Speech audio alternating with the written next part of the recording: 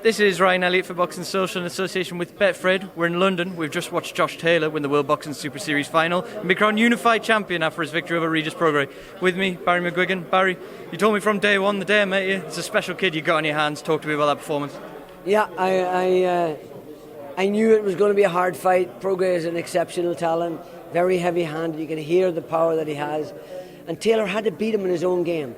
It was a magnificent fight, and he did beat him in his own game. He got a very bad eye in round 9. So he fought for 3.5 rounds with a bad eye. But still, he gritted it out, and he got hit with a really good shot in the 11th, and I thought, oh God. But I said to him, were you hurt? He says, was never hurt the whole way through the fight.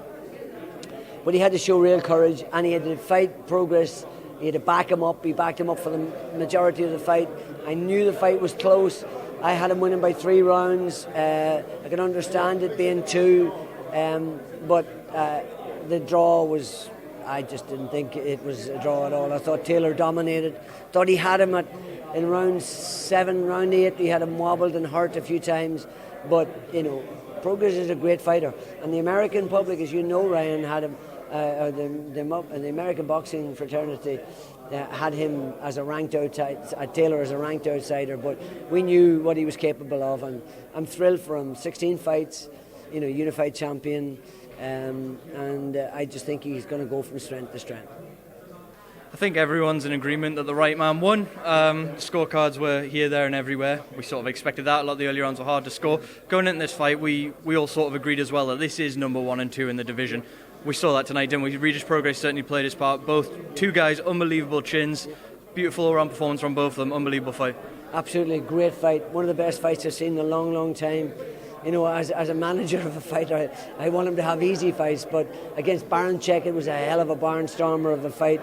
And yet, again, on this occasion, he had to win by taking it to him. And, you know, he boxed a little bit, but not enough for my liking. But I love his grit and determination, and he's so committed. He's such a talented kid and so committed. And he's, you know, we've both had a tragic year from a personal point of view. He lost his father-in-law, James Murphy, at 46 years old. Shocking. And I lost my gorgeous daughter, Danica, at 33. So, you know, we know the two of them were up there praying for us and guiding him through those last couple of rounds when he couldn't see out of one of his eyes. But he's an amazing young man, hugely talented, and I think he's going to go from strength to strength. As you mentioned, the talent's always been there. I know he's been working exceptionally hard with Shane over the years. You'll be very proud of your son tonight as well. That said, how important has Josh's matchmaking been on this journey? We know the talent's there, we know he's a hard worker, we know he's got the perfect mentality, but his matchmaking every step of the way throughout his professional career, he's taken the right steps at just the right time. Do you think that's proved beneficial on a night like tonight? I think, Ryan, without sounding like I'm bigging myself up, and the boys, Blaine and Jake, you know, the boys have worked assiduously with Josh because we know what he produces in the ring. You've been working with us for years, you know what he's been doing in the gymnasium, and we know what he's capable of. And you know, I've been an ex-champion, I'm a Hall of Famer, I know my stuff, and we've matched him hard and matched him aggressively because we knew what he was capable of, and we took on, because he was, you know, that we were number 1 for the WBC, and we avoided that, we sidestepped that because the World Boxing Super Series was offering such a phenomenal opportunity for him. And he's won 2 titles, and we made the right decision, and we've matched him hard. You're absolutely right, but that's the way it should be. If a kid's got the ability to do it, and we saw what he could do in the gym, we had him over sparring when Frampton was fighting in America against Santa Cruz the first time. He was beating the living daylights out of all the top guys over there, so we knew what he was capable of, and we weren't afraid to match him aggressively.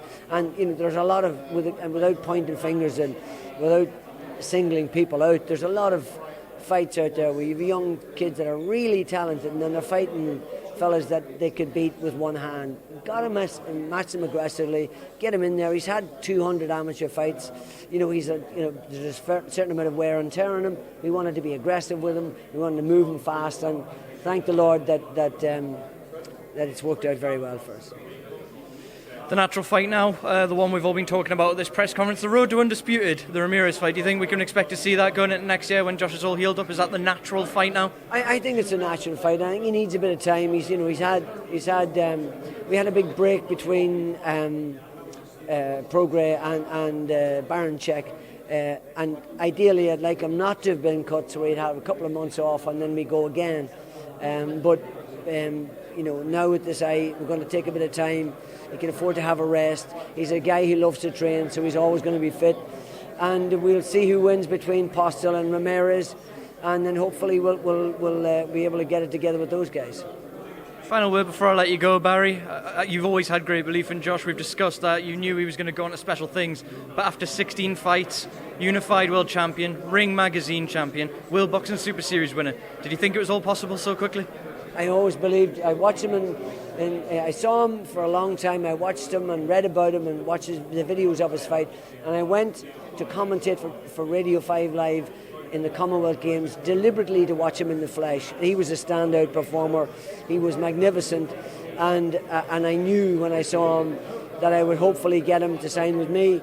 And first of all, before I finish, I want to talk about my son Shane.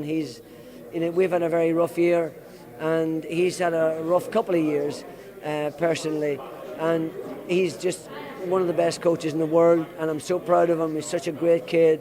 He's got a great relationship with all these guys. He gets the best out of them. He can train a fighter, he can train a boxer, he can train a counter puncher, or a guy that can do both.